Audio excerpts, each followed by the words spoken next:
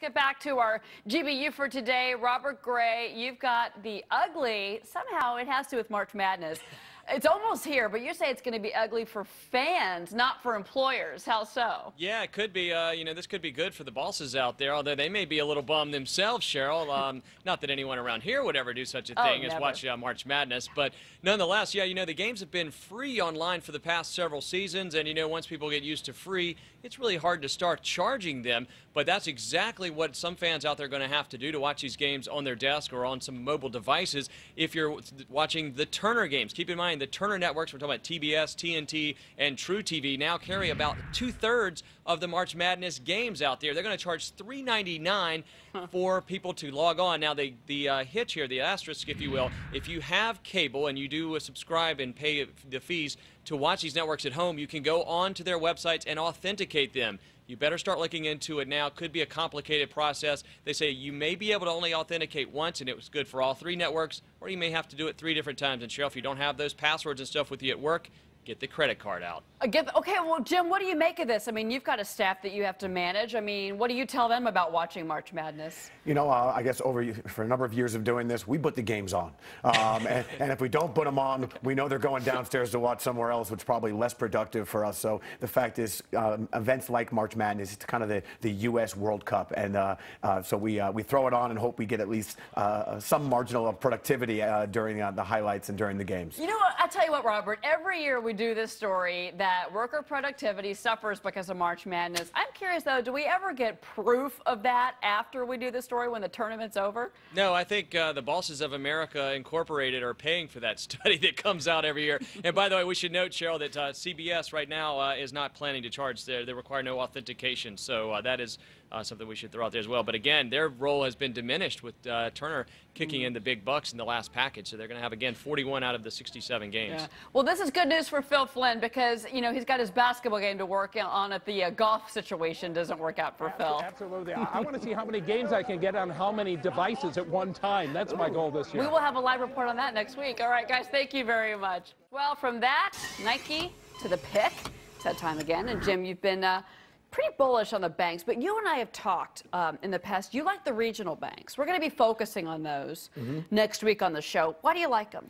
Well, again, I have been talking a lot about the larger banks and recently looking at the regionals. And your guest earlier today I thought was fantastic, and his story actually has a lot of the themes we've been looking at, that some of these regionals, particularly the super regionals, are going to be successful through acquisitions, through the consolidation, their net interest margins. We think they're going to build these good loan books. And again, they're, I guess, just so much more in touch with their relative community. So we've been looking at the super regionals, but again, really impressed with, your guest earlier and the different things he's doing that are very similar to the folks like a PNC, like a BB&T, M&T. Yeah. And we're showing those stocks, but if you look at at KRE, it's the spider. It's actually it's up substantially over the last 6 months. I'm wondering, when you see that type of performance, short term, many would say is 6 months on something, it's like 30-something%. It's up right now. Do you look at that and think, heady run up? I don't know. I mean, the whole overweight to the banking sector, banks has been our theme, and the regionals, the super regionals particularly, really are symbolic of that. They're in the lending business. They're really looking to build loan books, and a little bit less enthusiastic about maybe the banks as securities firms. But no, we certainly know the run-up has been meaningful, but we think the environment is still good for them. Let's go through some of the names that you mentioned, in particular SunTrust, for example. And the SunTrust has actually had a little bit of pressure. I mean, do you look at this as a buying opportunity, or do you think, okay, if I'm going to get name specific on the smaller names, SunTrust may be one that I take out of my choices?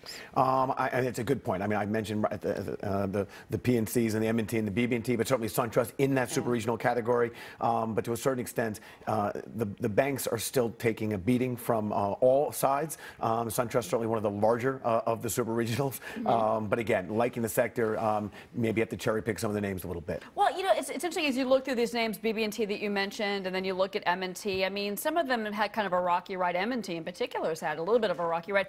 Not this year. If you look at January, the stock has actually popped over the last 6 weeks or so. So again, but would you say a spider? to our viewers? Would you say just play the group? And I think that's a great way to play Okay. to play this sector.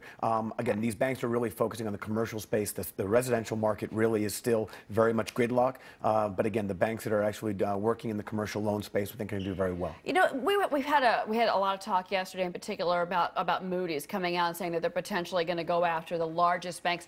I'm curious, does that filter down to the smaller banks? Do you think, if we have this massive downgrade by Moody's of Morgan Stanley, those guys? And there's two issues there. One is that the cost of, in the banking business have all gone up. The compliance cost, the regulatory environment, certainly the infrastructure needed is getting more expensive. The larger firms have more revenue streams. The smaller firms have to pick up those costs as well and have less ability to spread those over. But again, I still think the regionals do all right. Jim Frischling, co-founder, president, NewOak Capital. Thank you very much. You want to work for Jim if you like basketball, by the way. All right, earlier in the show.